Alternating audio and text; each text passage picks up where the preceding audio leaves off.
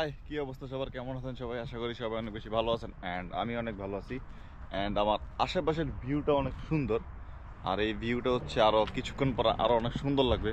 তার কারণ হচ্ছে আমরা আজকে যাইতেছি হচ্ছে টিউলিপ গার্ডেনে, যে যাওয়ার কথা ছিল আরও অনেক আগে, মানে ঈদের পরে, বাট সামহাও যাওয়া হয় নাই। দেন ভাবছিলাম যে আর যাওয়া হবে না। দেন সকালে উঠা ভুলক্রমে হচ্ছে এই বান্দার আমি কল দিছি, তারপরে বাকিটা ইতিহাস। এখন এই যে রাস্তায়, মাঝ রাস্তায় দাঁড়িয়েছি, যেদিকে আশেপাশে কোনো কিছুই নেই। কিছু বলতে পারি? হ্যাঁ প্লিজ।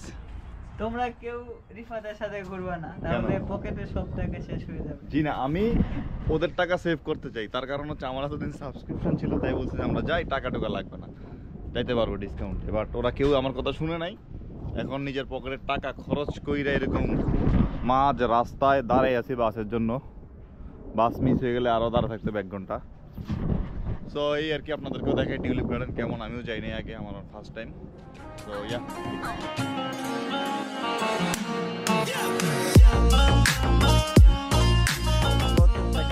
নেমে গেছি। এখন হচ্ছে প্রায় 20 মিনিট হাঁটতে, মানে 1 কিলোমিটার। বাট জায়গাটা এত সুন্দর বলার বাহিরে। জাস্ট সি, ক্যামেরাতে কিছুই দেখা যাইতেছে। ওই আরেকজন ভিডিও করতে পাগল হয়ে গেছে। এটা টিউলিপ গার্ডেন না তো, এটা সরিষা ফুল। সরিষা ফুল দেখে যদি পাগল হয়ে যাও, টিউলিপ দেখলে কি করবো কও? এই রোডটা অনেক জোস। দুই পাশে, এই পাশেও সরিষা, এই পাশে ওইদিকে ছিল, এদিকে একটু কম, প্লাস ওই সামনে আছে। আর এতদিন আমরা আসার পর আমরা এগুলো নিয়ে খুব আপসেট ছিলাম যে এরকম কোনো নেচার পাইতেছি না, মানে এরকম কোনো জায়গা পাইতেছি না। দেশে থাকতে এগুলোতেই সবসময় বেশি ঘুরে হইতো। বাট অনেকদিন পরে পায়ে ভালোই লাগতেছে। সেই এই রোডটা, দুই পাশে গাছ, মাঝখানে রোড, জোস। টিউলিপ দেখতে এসে আমরা সরিষা ফুল দেখতেছি। আমাদের ট্যুর গাইডের একটু ঝামেলা হয়ে গেছে। এই যে গাইড সাহেব, আপনি কি টিউলিপ দেখাতেন না সরিষা ফুল দেখাবেন? এটা ঠিক না, এটা ঠিক না। ট্যুর গাইড হিসেবে ভালো না, টিউলিপ দেখাতেন না সরিষা ফুল দেখাইতেছে। ওয়েট, একটা জিনিস দেখে। 3, 2, 1।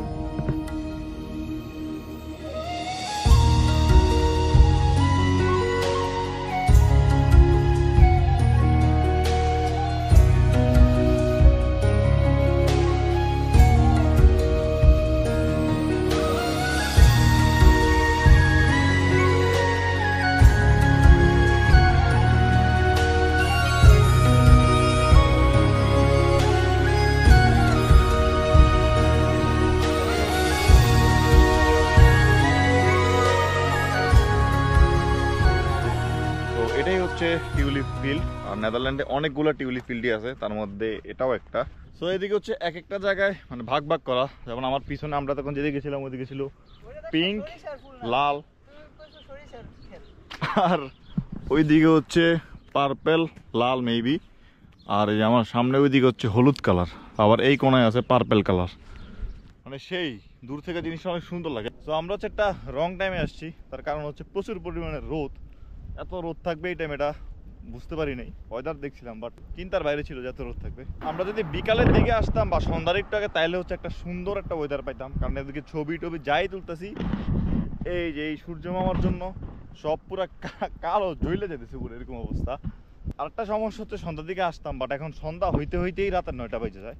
মানে 9টা বাজে হচ্ছে এখন মোটামুটি সন্ধ্যা হয় আর কি। এই জন্য আর রিস্ক নিয়ে সন্ধ্যার দিকে আসিনি, কারণ জায়গাটা একটু দূরে, যাওয়ার সময় আবার বাস পাবো কি পাবো না, দ্যাটস ওয়াই। এই পাশে হলুদ, এই পাশে পার্পেল, আর এই যে হলুদের পাশে হচ্ছে একটা একদম টকটকা একটা লাল কালার, যেটা ওইটা আছে, ওইটা অনেক সুন্দর লাগতেছে।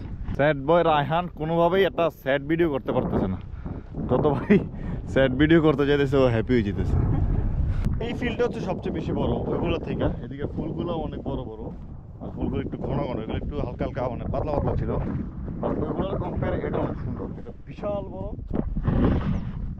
একদম ওই মাথা থেকে একদম অনেক বড়। দেন ওই পাশে হচ্ছে আবার সাদা কালার, দেন হলুদ, দেন লাল, মানে সবগুলা কালার এই পাশে একসাথে মিক্স করা। না ওইটা থেকে হচ্ছে এটা আরও সুন্দর লাগতেছে অনেক। সো আমাদের টিউলিপ ফিল্ড ঘুরাঘুরি শেষ। এটাই ছিল টিউলিপ ফিল্ডের ভিডিও।